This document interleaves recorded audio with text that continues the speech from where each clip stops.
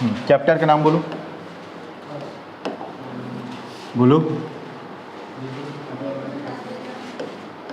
वैद्युत आवेश और क्षेत्र। ठीक, सबसे पहला टॉपिक जो पढ़े हैं वो बताओ, क्या पढ़े? इसमें किसी को कोई दिक्कत नहीं है? जब भी रिवीजन करोगे सबसे पहले विद्युत धारा को लाओगे अपने मन में। ठीक, विद्युत धारा क्या होता है? आवेश प्रवाह की दर को विद्युत धारा कहते हैं। इसको I से प्रदर्शित करते हैं, I is equal to Q upon T। इसका जो यूनिट होता है एम्पियर होता है, और यहीं से आवेश का क्या निकालोगे? सूत्र निकालोगे। Q इज इक्वल टू क्या हो जाएगा? IT, और Q का जो मात्रक होता है कूलाम। ठीक, इसी में तुम लोग देखोगे आवेश के प्रकार। आवेश के प्रकार कितने? दो प्रकार, धन आवेश और ऋण आवेश। ठीक, यहीं पे दो बल देखोगे, एक आकर्षण बल और एक प्रतिकर्षण बल। सजातीय आवेश में कौन सा बल? प्रतिकर्षण। विजातीय आवेश में कौन सा बल? ठीक, पहला पॉइंट क्लियर।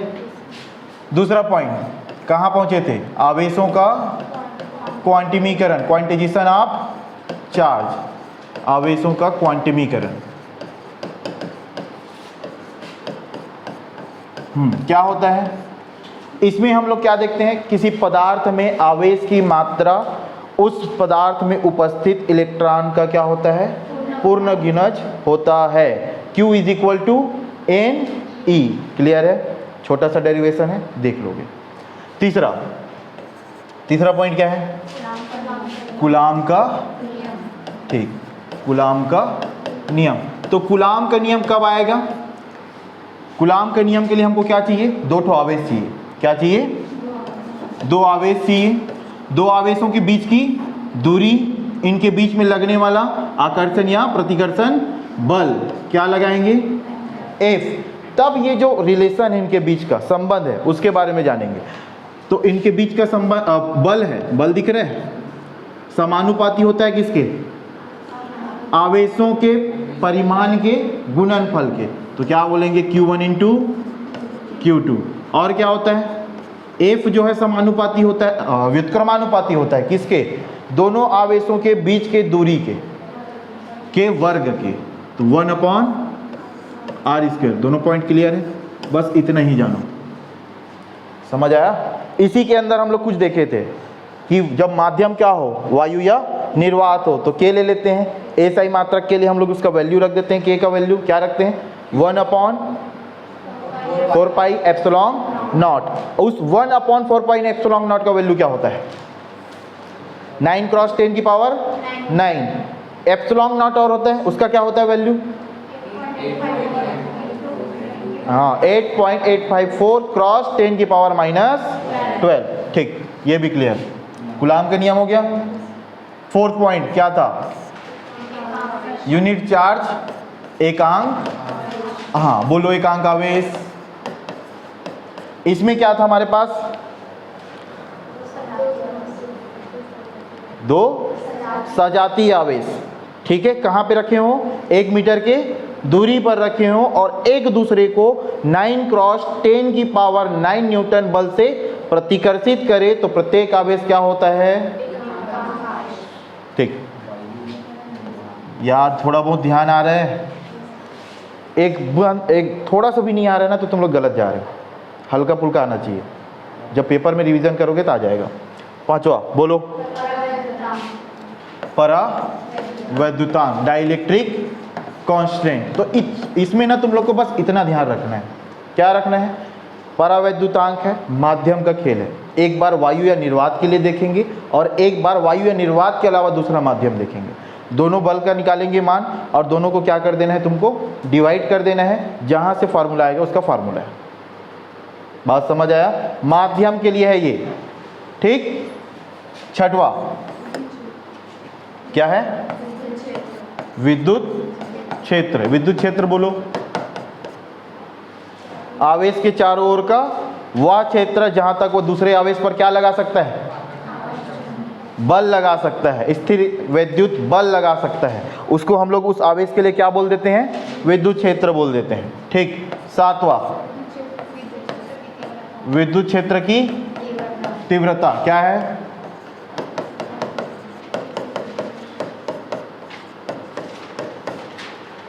ठीक, विद्युत क्षेत्र के अंदर कोई धन आवेश किसी बिंदु पर क्या करता है? बल का अनुभव करता है। क्या करता है? बल का अनुभव करता है। इसी को हम लोग क्या बोलेंगे? विद्युत क्षेत्र की तीव्रता। और इसी का खेल है, हम लोग विद्युत क्षेत्र लिखेंगे लेकिन वहां पे क्या फाइंड करना होता है? विद्युत क्षेत्र की तीव्रता, जिसको किससे शो करते हैं? E। बल का अनुभव कौन करता है? उसको नीचे लिखना, Q0। ठीक, परीक्षण आवेश को Q0 से शो करते हैं। ये हमेशा धन आवेश होता है। ठीक, ऊपर में क्या जो अनुभव कर रहा है, क्या अनुभव कर रहा है? समझ आया? विमी सूत्र तुम लोग को बताने की जरूरत नहीं है, सारा प्रोसेस तुमको पता है कैसे बनता है। एफ का मात्रक क्या होता है? न्यूटन, और इसका क्या होता है? कूलाम। तो विद्युत क्षेत्र की तीव्रता का क्या होता है मात्रक? न्यूटन पर कूलाम। ठीक, आगे। हाँ, बिंदु आवेश के कारण, बिंदु आवेश के कारण विद्युत क्षेत्र। ठीक है, अब विद्युत, ये बिंदु आवेश के कारण क्या है? विद्युत क्षेत्र है। तुम्हारे पास डायग्राम होना चाहिए। एक पॉइंट क्या लोगे? O। एक पॉइंट क्या लेंगे? O। O से r दूरी पर क्या है? एक बिंदु P है, जहां पे तुम लोग क्या करोगे? विद्युत क्षेत्र की तीव्रता ज्ञात करोगे। इस पॉइंट O पर क्या रखा हुआ है? एक धन आवेश रखा हुआ है। एक क्या रखा हुआ है? धन आवेश रखा है। इस पॉइंट P पे क्या करना है तुमको? एक परीक्षण आवेश रखना है। क्या रखोगे? एक परीक्षण आवेश रखोगे Q0। तब इन दोनों के बीच, ये जो धन आवेश रखे हो और ये परीक्षण आवेश के बीच लगने वाला स्थिर विद्युत बल क्या होगा? कूलाम के नियम से 1/4πε0 Q0 अपॉन r स्क्वायर। ये किसका मान है? बल का मान है। किसका मान है? बल का मान है। ठीक, और तुमको पता है विद्युत क्षेत्र की तीव्रता का फार्मूला क्या होता है? E इज इक्वल टू क्या होता है? F upon Q0। तो यहाँ पे इस वैल्यू को रख दो, F का वैल्यू। F का वैल्यू रखोगे तो क्या दिखेगा तुमको? सब चीज से हम यहाँ पे उतार देना। Q0 ऊपर दिख रहा है, Q0 नीचे दिख रहा है, तो ये और ये कैंसिल हो जाएगा। हो जाएगा। उत्तर क्या आएगा तुम्हारे पास? E is equal to 1/4πε0 Q upon, यहाँ पे Q0 नहीं रहेगा क्योंकि वो कैंसल आउट हो गया। ठीक है, ये हो गया। अगला टॉपिक क्या है? हाँ, विद्युत क्षेत्र रेखाएं क्या होता है भैया? बोलो। विद्युत क्षेत्र रेखाएं आवेशों के घूमने फिरने का रास्ता, यही बोला था। ठीक, अब विद्युत क्षेत्र रेखाएं के कुछ गुण बताया था, कितना सारा है कि नहीं? जब एकल आवेश होगा तो कैसा बिहेवियर होगा? दिशा ज्ञात करने के लिए कैसा बिहेवियर होगा? जब सजातीय आवेश होंगे तो कैसा बिहेवियर होगा? जब डबल दो आवेश होंगे तो, ठीक है। विजातीय आवेश होगा तो कैसा बिहेवियर करेगा? कहाँ पे ये सबसे ज़्यादा स्ट्रॉन्ग होगा, कहाँ पे ये सबसे ज़्यादा वीक होगा? ये सारे पॉइंट को क्लियर करना विद्युत क्षेत्र रेखा के गुण में। समझ आया? ठीक, आगे क्या है? वैद्युत द्विध्रुव होगा, है ना। और इसी के साथ क्या पढ़ोगे तुम लोग? वैद्युत द्विध्रुव आघूर्ण। ठीक, तो इसमें क्या है भाई? वैद्युत द्विध्रुव किसको बोलते हैं? समान परिमाण के दो विजातीय आवेश। विजातीय आवेश मतलब एक धनावेश होगा और एक क्या होगा? ऋणावेश होगा। ठीक, जिनके बीच के डिस्टेंस क्या होगा? अल्प दूरी होगा। ठीक, ऐसे पूरे निकाय को हम लोग क्या बोलेंगे? वैद्युत द्विध्रुव। वैद्युत द्विध्रुव आघूर्ण। वैद्युत द्विध्रुव आघूर्ण किसे कहेंगे? ये देख लो, पहले वैद्युत द्विध्रुव बनाना सीखना। दो विजातीय आवेश समान परिमाण के, तो यहाँ पे ऋणावेश, यहाँ पे धनावेश, दोनों के बीच की अल्प दूरी ले ली है, तो इसको क्या लेते हैं हम लोग? 12। ऐसे पूरे निकाय को हम लोग क्या बोल दिए? वैद्युत द्विध्रुव। वैद्युत द्विध्रुव आघूर्ण क्या होता है? इस जो निकाय है, ये जो सिस्टम है, उसमें से कोई एक आवेश समान परिमाण का है ना, समान परिमाण बोले ना, तो समान परिमाण को हम लोग क्या बोल देते हैं? Q। और इनके बीच में कौन सा डिस्टेंस है? 12। तो Q12 को क्या बोल देते हैं हम लोग? वैद्युत द्विध्रुव आघूर्ण। वैद्युत द्विध्रुव के कोई एक आवेश और उनके दोनों आवेशों के बीच की दूरी के गुणनफल को वैद्युत द्विध्रुव आघूर्ण कहते हैं। इसको किससे शो करते हैं? P से शो करते हैं। समझ आया? यह एक सदिश राशि है, सदिश राशि है तो एक निश्चित दिशा होगा, और निश्चित दिशा है तो इसका दिशा किस तरीके से होगा? ऋण आवेश से धन आवेश की ओर होगा। बात समझ आया? कुछ कुछ पॉइंट है उसको ध्यान रखना, ये पूछा जाता है। वैद्युत द्विध्रुव आघूर्ण किसे कहते हैं? ये सदिश राशि है कि अदिश राशि? ये सदिश राशि है और इसका दिशा होता है ऋण आवेश से धन आवेश की ओर। ठीक, अब वैद्युत द्विध्रुव पढ़ लिए तो अगला टॉपिक क्या है? अच्छी स्थिति है, लेकिन ये किसका टॉपिक है? वैद्युत द्विध्रुव के कारण विद्युत क्षेत्र की तीव्रता निकालना है। ये है ना वैद्युत द्विध्रुव, तो इसी के कारण हम लोग क्या निकालेंगे? विद्युत क्षेत्र की तीव्रता, ई का वैल्यू फाइंड करेंगे। समझ आया? कई लोग एफ का वैल्यू निकालने में तुले रहते हैं, हम लोग ई का वैल्यू निकालते हैं भैया हमेशा। प्रश्न को पढ़ना, ई मतलब विद्युत क्षेत्र की तीव्रता। तो इसमें 3 कंडीशन पढ़ेंगे हम लोग। एक अच्छी स्थिति में अक्ष के अनुदिश, एक निरक्षीय स्थिति मतलब अक्ष में नहीं रह के ऊपर रहता है 90 परपेंडिकुलर, और एक तीसरा पढ़ते हैं किसी भी बिंदु में मतलब कोई भी एंगल बनाते हुए। तो तीनों का डायग्राम रखोगे तो बन जाएगा। पहला वाला तुम्हारा क्या है? अक्षीय स्थिति। क्या है? अक्षीय स्थिति। तो अक्षीय स्थिति में देखो ध्यान से डायग्राम को, कोई वैद्युत द्विध्रुव के कारण बोला गया है ना, तो सबसे पहले वैद्युत द्विध्रुव बनाना है तुमको। ए पॉइंट, बी पॉइंट, क्लियर? एक में क्या रखोगे? ऋण आवेश, एक में क्या रखोगे? धन आवेश। अब एक बिंदु, मध्य बिंदु क्या रखना? ओ। समझ आया? ओ से आर दूरी पर क्या रख देना? एक बिंदु पी रखोगे, जहां पे हमको क्या करना है? विद्युत क्षेत्र की तीव्रता याद करना है। क्या यहाँ पे परीक्षण आवेश की जरूरत है? तो हमारे पास तो 2 आवेश है ना, और बिंदु आवेश के लिए हम लोग निकाल रखे हैं, व्यंजक निकाल चुके हैं ना बिंदु आवेश के लिए। अब बिंदु आवेश के लिए निकाल लें तो एक आवेश को लेंगे, मतलब बिंदु आवेश वाला सूत्र लगेगा। ठीक, तुम लोग क्या करना, ये ऋण आवेश के कारण बिंदु पी पर विद्युत क्षेत्र की तीव्रता, धन आवेश के कारण बिंदु पी पर विद्युत क्षेत्र की तीव्रता, और ये विद्युत द्विध्रुव का क्या है? डिस्टेंस 2l है ना। इतना देख के तुमको समझ आ जाना कि ये कि हम लोग क्या क्या बड़ा बड़ा डेरिवेशन किया। ठीक, तो वो जो cos थीटा वाला जो प्रॉब्लम आता है ना तुम लोग का कंफ्यूजन, अक्षीय का निरक्षीय करते वो नहीं होगा। डायग्राम में कहीं पे एंगल मर रहा है क्या जी? नहीं बन रहा है ना। अब डायग्राम में एंगल ही नहीं बन रहा है तो कहाँ से ये तुम लोग उसको घटक में डिवाइड करोगे? कहाँ से cos थीटा लाओगे? कहाँ से पाइथागोरस थ्योरम लाओगे? राइट ट्रायंगल दिख रहा है क्या? समकोण त्रिभुज नहीं दिख रहा है? तो अक्षीय स्थिति सिंपल से बनता है, बस तुमको क्या है पता होना चाहिए, E1 का वैल्यू क्या होता है? E2 से बड़ी होती है। समझ आया? धन आवेश के कारण विद्युत क्षेत्र करोगे, ऋण आवेश के कारण विद्युत क्षेत्र करोगे। धन आवेश के कारण को E1 मान लेना, ऋण आवेश के कारण क्या मानोगे? उसको E2 मानोगे। ठीक, दोनों का वैल्यू रखोगे, डिस्टेंस को अच्छे से पुट करना, आर स्क्वायर की जगह यहाँ पे इनका डिस्टेंस आएगा। ठीक, फिर फाइनल जो अंतिम परिणाम निकलेगा वो क्या निकलेगा तुम्हारा? E = E1 - E2। क्यों? क्योंकि E1 और E2 का डायरेक्शन क्या होगा? विपरीत होगा। वहाँ से जो कैलकुलेशन निकलेगा वैद्युत द्विध्रुव आघूर्ण का मान रखोगे, और लास्ट में वो वाला अपना जो R का वैल्यू है L के वैल्यू से बड़ा है तो L को क्या कर देना? नेगलेक्ट कर देना, तो वहाँ से E का वैल्यू फाइनल निकल जाएगा। क्लियर? दूसरा क्या है? निरक्षीय स्थिति। निरक्षीय स्थिति, तो इसमें तुम्हारा आएगा भैया घटक में डिवाइड होता है। तो घटक में डिवाइड कैसे होगा? सबसे पहले क्या लेते हैं? वैद्युत द्विध्रुव, ये ए पॉइंट, ये क्या ले लिए? B point. ए पे किसको बिठाना? धन आवेश। बी पे किसको बिठाना? ऋण आवेश। ये मध्य बिंदु कौन? ओ।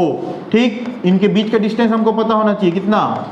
2l। तो ओ और बी का वैल्यू, ओ से बी का वैल्यू कितना? l। ओ से लेकर ए का वैल्यू कितना? क्योंकि रस्सी को बीच भाग से तोड़ोगे तो बराबर हिस्सा में टूटता है ना। ये 2l है तो इतना l हो जाएगा, इतना l हो जाएगा, होगा कि नहीं होगा? अब इसका नाम ही है कोएक्सियल निरक्षीय स्थिति। इसका मतलब अक्ष के अनुदिश ना करके परपेंडिकुलर करना है। तो O से क्या कर दो? 90 डिग्री ले जाओ। R दूरी पर क्या ले लिया है? P। देख लो इसमें क्या किए थे? अक्ष के अनुदिश से लेके गए थे। इससे कोई लेना देना नहीं है, इसमें भी कंफ्यूजन करते हैं। ये डायरेक्शन को डायमेंस करने के लिए किया हूं मैं।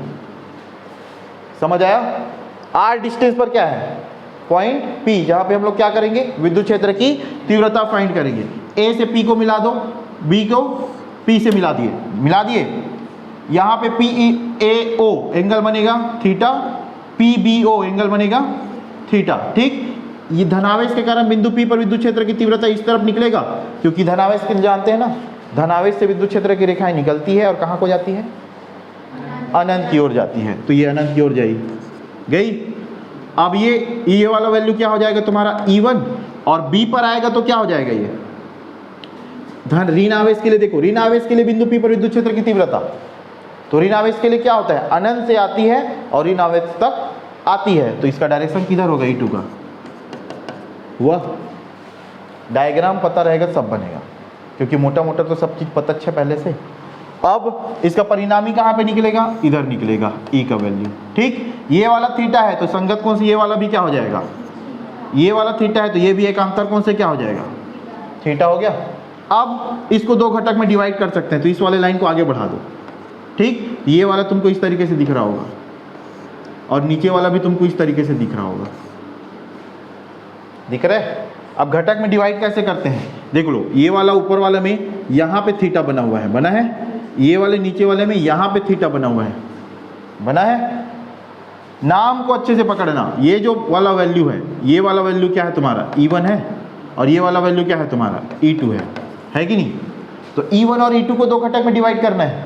जिधर थीटा दिख रहा है वो क्या हो जाएगा तुम्हारा, E1 cos थीटा।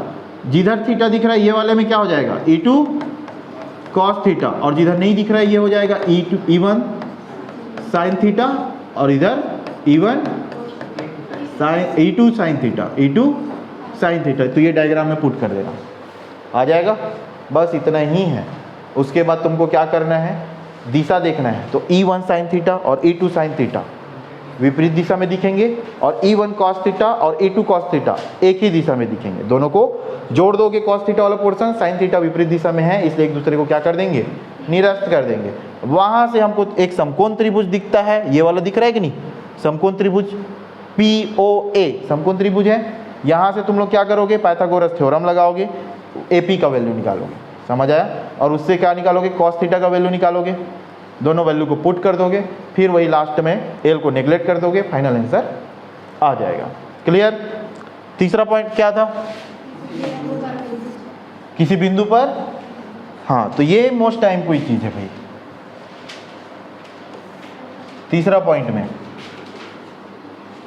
इसी वाले से हम लोग क्या निकाल सकते हैं, अक्षीय स्थिति का फार्मूला निकाल सकते हैं, निरक्षीय स्थिति का फार्मूला निकाल सकते हैं। ना अक्ष में करो ना निरक्षीय स्थिति में करो, मतलब एक एंगल बनाते हुए करेंगे। ये कर लिए B पॉइंट, ये A पॉइंट, यहाँ पे धन आवेश, यहाँ पे क्या रखोगे, ऋण आवेश रखते हैं, बन गया ना। सबसे पहले तो वैद्युत द्विध्रुव ही बनाना है। पॉइंट O बीच का मध्य बिंदु है, दोनों के बीच का डिस्टेंस कितना, 2L। अब O से निरक्षीय स्थिति ना अक्षीय स्थिति, तो कोई एंगल बनाते पे हम लोग क्या लेंगे, R दूरी पर एक पॉइंट P लेंगे, जहाँ पे क्या रखना, विद्युत क्षेत्र की तीव्रता ज्ञात करना। लेकिन हम लोग के यहाँ पे क्या करना है, हमारा वैद्युत द्विध्रुव आघूर्ण कौन होता है, कौन होता है, P होता है।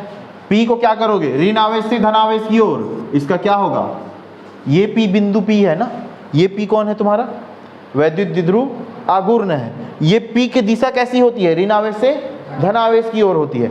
अब इसी P को हम लोग दो घटक में डिवाइड करेंगे, इसी P को हम लोग क्या करेंगे, दो घटक में डिवाइड करेंगे। तो ये वाला जो एंगल दिख रहा है ना, ये वाला, इसका परपेंडिकुलर एक लाइन खींचोगे, तुमको ऐसे दिखेगा,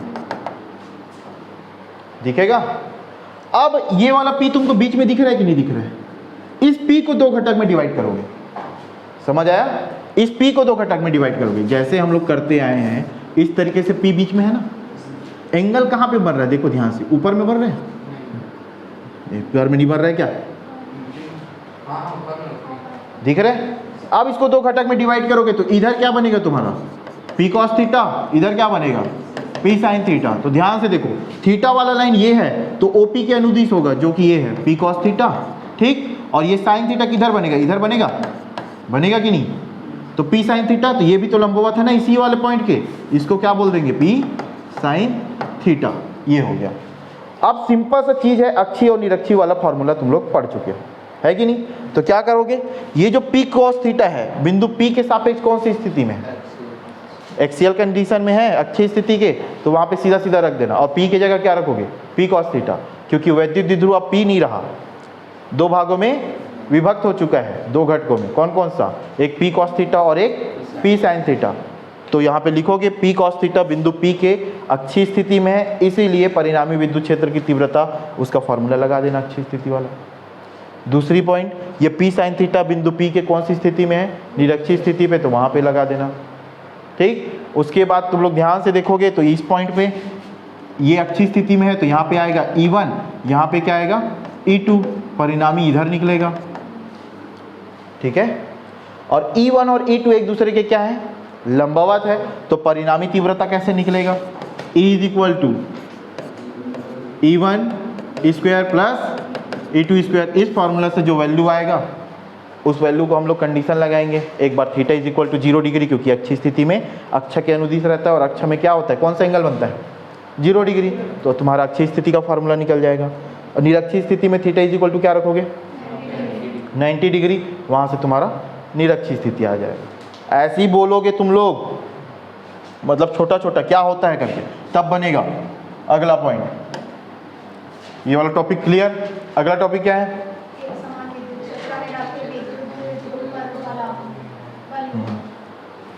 कौन सा पॉइंट था, 11वां हो गया था ना, 12वां। एक समान विद्युत क्षेत्र में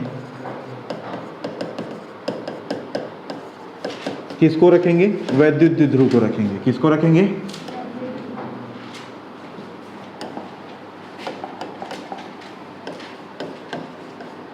वैद्युत द्विध्रुव को रखेंगे। ठीक, तो एक समान विद्युत क्षेत्र वाला, तो सिंपल से जैसा बोला गया ना, जो तुम लोग को बोला जा रहा है, देखो एक समान विद्युत क्षेत्र है, एक समान विद्युत क्षेत्र बना दिए, बराबर डिस्टेंस, मेरा उल्टा पुल्टा बोल रहा है, देख लेना, बराबर डिस्टेंस में एक समान बना दिए।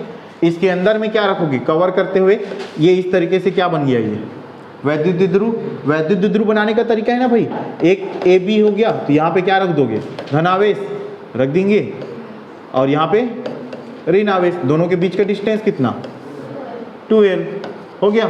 और यहाँ पे एक फोर्स लगता है, कौन सा, QE, इधर भी फोर्स लगेगा, कैसा, QE। दोनों का जो डिस्टेंस, दोनों का जो साइन है वो क्या रहेगा, अलग अलग रहेगा। एक को डिस्टेंस को क्या ले लेना, नेगेटिव, क्योंकि विपरीत दिशा में लग रहा है ना बल, और दोनों क्या करेंगे, एक दूसरे इधर विपरीत दिशा में बल लगाएंगे, ये इसको इधर खींचेगा, ये इसको इधर खींचेगा, तो ये वाला लाइन क्या हो जाएगा, इसको ये विद्युत क्षेत्र के क्या करेगा, समांतर लाने का प्रयास करेगा। एक टाइम पे आ जाएगा ना, मुड़ के समांतर लाने का प्रयास करेगा, तो उस फल को हम लोग क्या बोलेंगे, उस बल को बोलेंगे हम लोग प्रत्यानयन बल युग्म। क्या बोलेंगे, टॉर्क फोर्स बोलेंगे। और टॉर्क फोर्स का फॉर्मूला क्या बोलेंगे, एक बल गुना उनके बीच की लंबवत दूरी, ये वाला वैल्यू निकलेगा। ठीक, बस सीधा अब इलेक्ट्रिक फ्लक्स में चलो। 13वां क्या है, इस चीज में वर्क डन भी निकालना है और एक में स्थितिज ऊर्जा निकालना है, सेम है। क्या है, विद्युत फ्लक्स। तो विद्युत फ्लक्स क्या होता है, विद्युत क्षेत्र में रखे किसी पृष्ठ से अभिलंबवत गुजरने वाली विद्युत क्षेत्र रेखाएं को ही हम लोग क्या बोलते हैं, विद्युत फ्लक्स, जिसको किससे शो करते हैं, फाई से। इसका फॉर्मूला क्या होता है, EDS। क्लियर है, इसका कुछ कंडीशन पढ़े थे हम लोग, कब ये न्यूनतम होता है, कब ये अधिकतम होता है, कंडीशन तुमको पता होना चाहिए, बस इतना ही जाना। एक्चुअल में विद्युत क्षेत्र रेखाएं हैं जिसको पृष्ठ के अभिलंबवत गुजारनी है। 14 गॉस प्रमेय। क्या है, गॉस प्रमेय और विद्युत फ्लक्स एक ही टॉपिक है कि नहीं।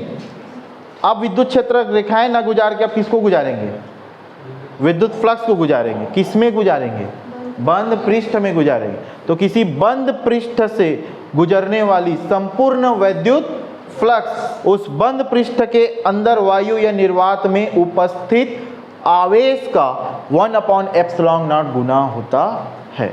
तो ये कौन सा फॉर्मूला बन गया, phi is equal to Q/ε0। इसी से तुमको परिभाषा बनाने आना चाहिए। हो गया। अब इसका निगमन बताया था, तो 2 ठो निगमन बताया था। एक गॉस प्रमेय की सहायता से कूलाम के नियम की व्युत्पत्ति करना है, और एक गॉस प्रमेय का निगमन है। दोनों में बहुत कंफ्यूजन होता है, और उस कंफ्यूजन को बताया था कैसे हटाओगे। गॉस प्रमेय का जब निगमन करोगे तो विद्युत क्षेत्र की तीव्रता का मान रखोगे, लेकिन जब कूलाम के नियम की व्युत्पत्ति इसी की सहायता से करोगे तो विद्युत क्षेत्र की तीव्रता का मान नहीं रखोगे। क्लियर हुआ, ठीक। 15 अब इसका अनुप्रयोग है, अनुप्रयोग है, पहला अनुप्रयोग क्या है? पहला अनुप्रयोग क्या है? अनंत लंबाई, बोलो, अनंत लंबाई के सीधे आवेशित तार, क्या आगे बोलो, के कारण विद्युत क्षेत्र की तीव्रता। तो ये गॉस प्रमेय का अनुप्रयोग है, तुमको पता चल रहा है कि नहीं? तो गॉस प्रमेय में क्या क्या होता है? एक तो बंद पृष्ठ होता है, बंद पृष्ठ के बाद हमको पता होना चाहिए विद्युत फ्लक्स वहां से गुजारनी ही है, समझ आया? तो कहां कहां से गुजरता है वो कंडीशन देखना है, ठीक है? तो ये अनंत से वाला हो गया, तो बताया था इसको क्या है, धनावेश दे दिए हैं, तो इसका बंद पृष्ठ क्या बनता है? एक सिलेंड्रिकल शेप में बनता है, बनता है। तो 3 तो सरफेस हमको दिखेगी, ये पॉइंट मध्य बिंदु O से r दूरी पर क्या है? बिंदु P है कि नहीं? इसका टोटल लेंथ कितना है? L है। तो यहाँ पे ये S1, ये S2 और ये S3, यहाँ पे एक छोटा अवयव क्षेत्रफल क्या ले लेते हैं हम लोग? ds, जिसका डायरेक्शन OP के अनुदिश है, विद्युत क्षेत्र की तीव्रता का भी डायरेक्शन OP के अनुदिश है, ये करते हैं। इस पे निकालेंगे तो यहाँ पे ध्यान से देखना है, बेलन पे कौन से एरिया पे निकल रहा है कि नहीं? इधर निकलेगा मतलब वक्र पृष्ठ से पास हो रहा है कि नहीं? ऊपर निकलेगा मतलब वृत्त से पास हो रहा है, नीचे निकलेगा मतलब वृत्त से पास हो रहा है। लेकिन हम लोग पढ़े हैं परिभाषा में अभिलंबवत गुजरने वाली, समझ आ रहा है ना? तो ये चीज ध्यान रखना, यहां से एक दूसरे के समांतर। तो इस वाले पोर्शन से E और ds का वैल्यू, E और ds के बीच बनने वाला कोण कितना है? E और ds के बीच बनने वाला कोण कितना है? 0 डिग्री। तो 0 डिग्री रहता है तो इलेक्ट्रिक फ्लक्स का मान कितना होता है? अधिकतम होता है। तो यहाँ से तो पास होगा, यहाँ पे बोलो ये वाला एरिया हो जाएगा अब, तो यहाँ पे E का डायरेक्शन उधर, इस एरिया का डायरेक्शन इधर, तो बोलो E और ds का, E और एरिया का S2 का डायरेक्शन एंगल कितना बनेगा? कितना बनेगा? 90 डिग्री बनेगा। तो 90 डिग्री जब रहता है तो इलेक्ट्रिक फ्लक्स का वैल्यू कितना होता है? मिनिमम होता है। इसका मतलब यहाँ से इलेक्ट्रिक फ्लक्स पास होगा क्या? नहीं होगा। इसमें बोलो 90 डिग्री बनेगा, इस तरीके से रहेगा ना। E इधर जा रहा है, S3 इधर जा रहा है, दोनों के बीच का एंगल कितना बन रहा है? 90 डिग्री। 90 डिग्री मतलब इलेक्ट्रिक फ्लक्स पास नहीं होगा। तो हमारे पास बचा कौन? वक्र पृष्ठ का क्षेत्रफल, curve surface area of cylinder. बेलन का वक्र पृष्ठ निकला, ठीक। दोनों का कंपेयर कराओगे, लास्ट में तुमको इस तरीके से पोर्शन दिखेगा। इसका वैल्यू तुमको क्या रखना है? 2 पाई RL बेलन का वक्र पृष्ठ। कंपेयर करा दोगे किसके साथ? गॉस प्रमेय से कंपेयर करेंगे ना, उसी का अनुप्रयोग है। तो वहां से E का वैल्यू निकाल लोगे। और इसका जो करोगे, एक टॉपिक छोड़ रहा है, कौन सा? निरंतर आवेश वितरण। वहां से उसका घनत्व वाला फार्मूला देखोगे, यहाँ पे पुट करोगे, वैल्यू फाइंड करोगे, ठीक। मोटा मोटा पकड़ में आ रहा है। अगला पॉइंट क्या है? अगला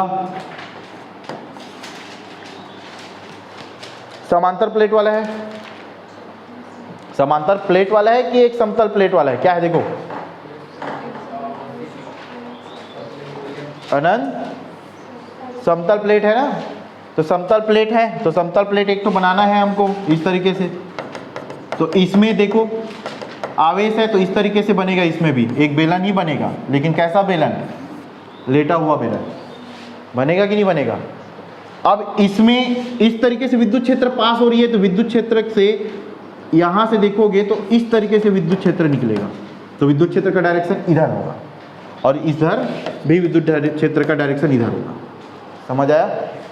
इधर निकलेगा, ये वाला भी एरिया निकलेगा ना वक्र पृष्ठ से, लेकिन ये किधर रहेगा? 90 डिग्री पे रहेगा। यहाँ पे इस एरिया को क्या मान लेते हैं? एक। इस एरिया को भी क्या मान लेते हैं? एक। ये हमारे कुछ काम का होगा क्या? नहीं होगा। क्यों नहीं होगा? ये देख लो, यहाँ पे इस एरिया और E के बीच का बनने वाला एंगल कितना? 0 डिग्री। तो यहाँ से इलेक्ट्रिक फ्लक्स पास होगा 0 डिग्री। देखना, इधर भी होगा 0 डिग्री, इधर भी पास होगा। इसमें हो पाएगा क्या? तो इसमें वक्र पृष्ठ कोई काम का नहीं है। समझ आया? फिर इसके बाद इसका वैल्यू निकालोगे तो तुम्हारा वैल्यू क्या निकलता है? E इज इक्वल टू कितना निकलता है? सिग्मा अपॉन 2 एप्सिलॉन नॉट निकलता है ना। नोट से देखना। अगला क्या है? समांतर प्लेट वाला, इसी से बनेगा। यही थोड़ा सा बड़ा बना था क्या, समांतर प्लेट वाला। सबको समझ आया था समांतर प्लेट वाला, बताने की ज़रूरत है नहीं है? ठीक, देख लो, मोटा मोटा समांतर प्लेट बोल दिया मतलब दो एक जैसे समांतर प्लेट इस तरीके से बनाओगे भैया, बन गया। हम लोग यहाँ पे क्या करते हैं, एक समांतर प्लेट है, दो समांतर प्लेट है जो समांतर रखे हुए हैं, ये A हो गया, ये क्या हो गया, B हो गया। ठीक, इसमें जो अपना आवेश घनत्व है, पृष्ठीय आवेश घनत्व है, इसको क्या ले लेते हैं हम लोग, सिग्मा A। इसमें पृष्ठीय आवेश घनत्व कितना ले लेते हैं, sigma B। P Q R, इस पॉइंट पे विद्युत क्षेत्र की तीव्रता निकालेंगे, यहाँ पे निकालेंगे, यहाँ पे निकालेंगे। और एक चीज़ और ध्यान रखना है, लेफ्ट राइट का कॉम्बिनेशन कॉम्बिनेशन नहीं देखना है, लेफ्ट राइट देखना है। लेफ्ट राइट क्यों, राइट में जाओगे तो धनावेश, लेफ्ट में जाओगे तो किसके लेफ्ट और राइट, ये भी तो मायने रखता है। दो प्लेटों के, प्लेट से किधर जा रहे हो, लेफ्ट जा रहे हो कि राइट जा रहे हो, ये देखना है। लेफ्ट जाएंगे तो ऋणावेश और राइट जाओगे तो धनावेश। तो सबसे पहले क्या निकालोगे, बिंदु P पर विद्युत क्षेत्र की तीव्रता निकालोगे, है ना, इस प्लेट पर निकालोगे। लेकिन एक चीज और ध्यान रखना, एक और बात बोलना है यहाँ पे, यदि सिग्मा A का मान किससे हो ज्यादा, सिग्मा B, ये क्यों करते हैं, क्योंकि हम लोग को घटाना है बड़ी से छोटी में, तो सिग्मा A का वैल्यू किस बड़ी है किससे, सिग्मा B से। अब इस पॉइंट पे निकाल रहे हैं तो हम लोग को फार्मूला पता है, ये देख लो प्लेट का, इसी वाले प्लेट का तो है ना, लेकिन यहाँ पे ये सिंगल प्लेट है, समतल प्लेट है, यहाँ पे क्या है, समांतर रखे हुए दो समतल प्लेट है कि नहीं। तो यहाँ पे पॉइंट P पर निकालेंगे विद्युत क्षेत्र की तीव्रता, तो E इज इक्वल टू, तो ये EP कर देंगे, P के लिए निकाल रहे हैं तो ये हो जाएगा सिग्मा 2 एप्सिलॉन नॉट, इस समांतर प्लेट की वजह से यहाँ पे निकाल रहे हैं, इस समांतर प्लेट की वजह से, मतलब ये सिग्मा A की वजह से। तो यहाँ पे क्या रखेंगे, सिग्मा A रखेंगे। और एक चीज, अब चिन्ह की बारी आ रही है, तो ये पॉइंट P इस प्लेट के लिए लेफ्ट साइड है कि राइट साइड है, तो हम लोग यहाँ पे चिन्ह क्या रख देंगे, समझ आया। अब ये वाला सिग्मा B के कारण यहाँ पे निकाल रहे हैं, तो क्या करोगे यहाँ पे, सिग्मा B मतलब इस प्लेट के कारण निकाल रहे हैं ना यहाँ पे, तो यहाँ पे क्या रख देंगे, सिग्मा B 2 एप्सिलॉन नॉट, चिन्ह क्या होगा, माइनस, क्योंकि ये क्या है, बस यही काम करना है, समझ आया। यही वाला काम करेंगे और EP निकाल दिए, EQ निकाल देंगे, ER निकाल देंगे, समझ आया, हो गया। उसके बाद हम लोग को केस देखना है, केस में क्या करना है, जो सिग्मा A और सिग्मा B हैं वो कैसे हैं, उनका परिमाण सेम है लेकिन डायरेक्शन कैसे होंगे, अलग अलग होंगे। ठीक, तो सिग्मा A का मान सिग्मा रखोगे और सिग्मा B का मान माइनस सिग्मा, क्योंकि उसका अलग अलग दिशा का मतलब क्या होता है, चिन्ह को विपरीत करना है। उसके बाद सेकंड कंडीशन क्या करना है, परिमाण समान लेकिन दिशा ठीक, दिशा समान, तो दोनों को धनावेश रखोगे, जो आंसर आएगा वो आंसर है। ठीक, अगला क्या था,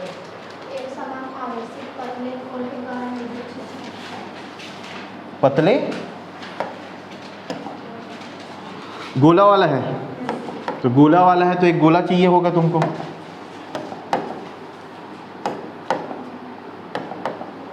ये गोला हो गया, है कि नहीं। अब गोले के लिए जब आवेश को जब करके देखोगे, बंद पृष्ठ बनाओगे तो एक और गोला बनेगा, या इस तरीके से बनेगा। अब दो ठो गोला बन गया, ये बंद पृष्ठ बन गया ना। अब गॉस प्रमेय की तरह बिहेवियर रहेगा इसका। पहले वाले गोले का त्रिज्या मान लेते हैं, सेंटर पॉइंट ये है, पहले वाले गोले का त्रिज्या कितना, कैपिटल R, और इस छोटे वाले, ये बड़े वाले का क्या होगा, R, और यहाँ पे क्या मान लो, P मान लो। जो कल इलेक्ट्रिक फ्लक्स के लिए पास कराने के लिए हम लोग छोटा अवयव क्षेत्र लेते हैं, बिंदु P पे ले लिए, गॉसी क्षेत्र जी ले लिए। अब वहाँ से पास कराओगे, अब पास कराओगे तो यहाँ पे दो ठो गोला है, तो दो ठो गोला है तो वहाँ से E का वैल्यू निकालोगे, तो तुमको एक कंडीशन फिर से दिखेगा, ये वाला है ना। तो ये क्षेत्रफल किसका निकालोगे, संपूर्ण पृष्ठ का क्षेत्रफल गोले का, तो 4 पाई R स्क्वायर रहेगा। फिर तीन ठो कंडीशन रहेगा, तो वही कैपिटल R स्मॉल r आएगा, अभी वहाँ पे निकालेंगे। तो बस जब ये वाला, अब उसके बाद क्या बोलेंगे, बिंदु P यहाँ पे होगा, तो इसके लिए हम लोग क्या कर देंगे, इस स्मॉल r की जगह क्या कर दोगे, कैपिटल R कर देंगे। बस अंदर के लिए बोला जाएगा कि पॉइंट P अब अंदर में है, तो अंदर में क्या होता है, किसी भी बंद पृष्ठ के अंदर आवेश का मान क्या होता है, जीरो होता है, किसी भी पृष्ठ के अंदर आवेश का मान जीरो होता है, बस खत्म। ऐसे ही तुम लोग एक आध बार बैठ के घर में मनन गुणन करोगे तब बनेगा हर चैप्टर को, नहीं तो कंफ्यूजन होगा। समझ आया? अब बोलो एक आध टॉपिक ऐसा जो तुमको समझ ही नहीं आया हो बिल्कुल, कि बता दो सब फिर से करके। है इतने टैलेंटेड हो रहे?